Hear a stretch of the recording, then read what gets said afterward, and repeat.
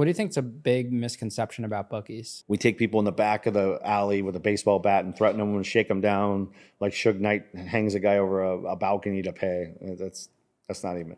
It's a business. I was a CEO of a multi-million-dollar business that was global, and it was just illegal. I mean, it's no different than CEO of Verizon. I mean, I wasn't as big as Verizon, obviously. I wish, but I was running a very big business, and the logistics behind the business were, I mean, fascinating, actually. I mean, I look back and I'm like, I can't believe what I was really moving $5 to $7 million every Monday throughout the country and making sure that 700 or 800 people are paid or paying, and the movement of the money throughout all these different forms of payment is a lot of work, like truly. And then you're also facilitating errors, and a guy put in a bet wrong, or there's so many like nuances. The agent has his own problem. Maybe he gambled on on the site and set up an account for someone else. It was really him. I mean, there's so many little things that go on. Then you got to pay the runner. You got to pay the website. You got to make sure all the games that you got to watch the games and make sure that you're not heavy on one side. You got to look for professionals coming through my website.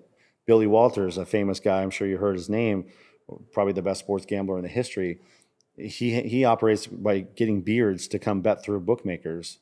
And a beard, for someone who doesn't know, is basically someone acting as somebody else, right? And using that name because it's not famous and not going to be picked off. And so he would go out and and all these sharp professionals still do this. They go out to people and say, go get accounts and we'll give you a free 10, 20% of all the profits. And they walk up to bookmakers and say, hey, my name's Ian. I want to bet sports. I'll take an account. And you don't even bet sports. You know nothing about it. But you get the account, you give it to them, and they bet professionally, and they win, and you get 10, 20% until the bookmaker figures it out and cuts them off. Like, that's another problem that people don't realize being a bookmaker entails. There's so many like little things, just like any business, right? So I was running a very big business, and I mastered it. I'm not perfect, but I think I did a really good job of growing it to a serious operation, which of course led me to a very bad situation.